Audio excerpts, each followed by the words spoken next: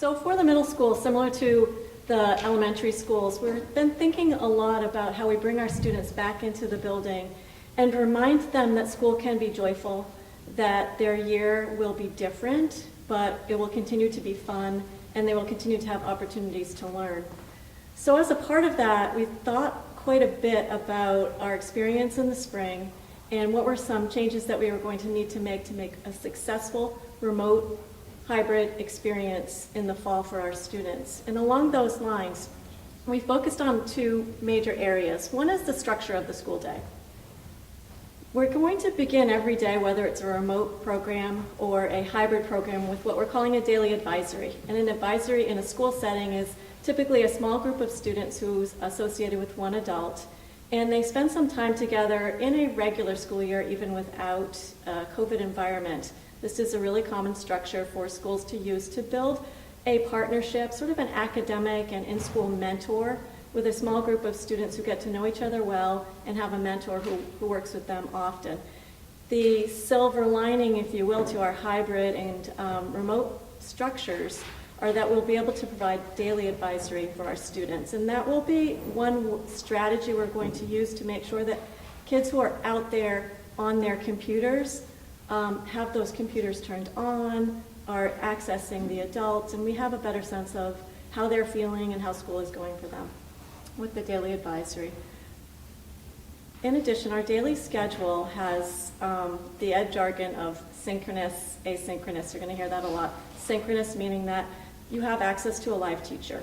There's going to be an adult providing you a lesson and interacting with you through the computer or face-to-face. Asynchronous meaning that the teacher might provide you, we're going to come in together, we're going to take attendance, I'm going to set the stage for the lesson, and just like in the school classroom, you're going to go to your desk, do a little work, and we'll check in again at the end of it. And then fully independent, meaning that a student might have gotten the assignment while they were in school and can independently work on it while they're at home. So our schedule built in all of that. Throughout the course of the day, for both our remote and our hybrid schedules, students have multiple check-ins with their core teachers. So middle school is that little opportunity. You go from an elementary format towards your high school format. In an elementary school setting, you have one, maybe two teachers, and you're staying in a classroom. In middle school, you begin to have content area teachers. So in our model, you have in 6th grade 4 core teachers. In 7th and 8th grade, you have 5 core teachers because you'll have Spanish daily. And typically in a regular year, our kids would move from teacher to teacher, classroom to classroom. For our hybrid program, in order to maintain the cohorting in the school, and in order to maintain the social distancing, our students will stay in one classroom and our teachers will move. So they'll still have exposure to a specialized content teacher, but the students won't actually be changing classrooms. So that's a little bit about the structure that we've put in place to make this successful. And then we're also thinking about how do our kids have to learn differently. Middle school is really all about teaching you how to be a learner, how to increase your study skills, how to use reading to access content information, how to use writing to express yourself, or speaking to build an argument. So what we found in the spring is that some of the skills that we take for granted in a regular school classroom are different for a student who's learning remotely. So we've designed a series of lessons that are really specifically targeting how a student can be successful as a remote learner, and we'll be teaching those intentionally. That's what we're kind of calling our Nock netiquette.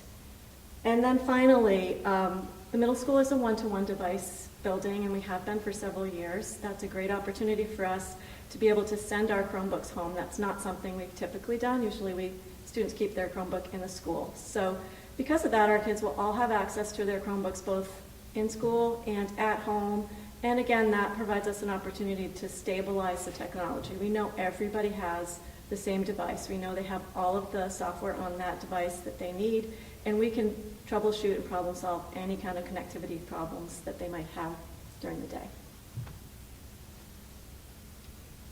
So in addition to that, in April, I would say our staff, we really recognized that no matter what the environment, the climate looked like from a pandemic perspective in September, we were going to be welcoming students back into school who hadn't been in a structured school setting since March. And so we began with a team of 25 teachers to really look at what's the first month of school going to look like, with the idea that we would build an intensive interdisciplinary unit to welcome students back into school, to begin to help them process some of their experiences that they may have had throughout the closure, to support them in a different type of a school setting. Sean describes a classroom without all of those like comfort objects that we put in there to make it sort of feel like home, sort of feel like, oh, you could sit in the beanbag or you can have the standing desk. Some of that strategy is removed, so we have to replace that with a different strategy for reminding students that, hey, this school can be a fun place. It might look a little bit different. You're still going to meet new friends. We're still going to work on being social together, and learning can be a exuberant and uplifting experience for them. So our whole back to school is geared towards that, and also layering on the important information that I talked about earlier about that etiquette, like how do you learn from home so it doesn't fall onto mom and dad to say, listen, turn on your computer, sit at your desk, get yourself set up. We'll be taking that piece on. And then in addition to that, our teachers have really expanded their skills in terms of how to teach remotely. So it's been a very important mission for us at the middle school the past couple of years to enhance our student voice in the classroom and to make sure that students are participating actively in the content. So we also have been working on how do you do that over remote? How do you make sure the student has a voice in a remote setting, whether it's using a small group breakout session in Google Meets or facilitating a larger group classroom conversation remotely, or providing that opportunity in the classroom. So lots of different strategies working on to make sure that students are iterating their curriculum by speaking about it. And then a wide variety of different embedded online resources for like online textbooks, resources to provide tools for teachers to create assessments that can happen in school or outside of school that will be able to help us understand where people are at in terms of their skills. And then finally, a variety of different apps that teachers use that are really just selected by them. All of that comes together in two different schedules. So what you see up here is our hybrid schedule. You'll note that the in-school schedule and the remote schedule are very similar. So for both schedules, you are going to be in front of a live teacher, a specialized content area teacher. The blocks, the difference between a regular normal year and our middle school schedule is that typically our block is a lot longer. In order to provide students access to a teacher every day, to all of their core teachers every day, we made the decision to shorten the block and get students in front of every teacher every day. So you'll see that it's a regular 7:45 to 2:15 school day for both our in-school and our remote school students. Remote schedule is a little bit different. So this would be the schedule that we would move to if we don't have anybody in the school building, if the situation doesn't provide for us to safely be in the school building together and we're fully remote. This schedule is built, I think, with a little bit of what happened in the spring in mind for our middle school students. Needing some breaks and needing a very simplified schedule that they could follow, but also needing to have sort of iterations with live people, not just mom and dad, encouraging them to do their work, to move forward on our lessons and our content. So this schedule has about a 45-minute block tied to a 15-minute break. So you'll have a 45-minute class, you get a little bit of a break. It builds in about an hour of what we call flex time for students to do work, to get extra help, to provide our special education services.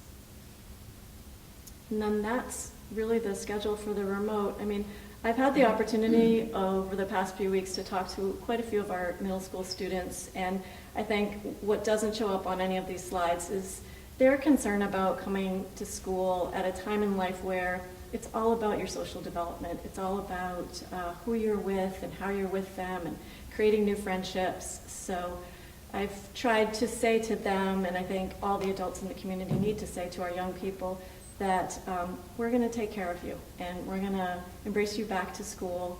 We're going to build a a school plan that supports your needs, but is also keeping our whole community safe. Thank you.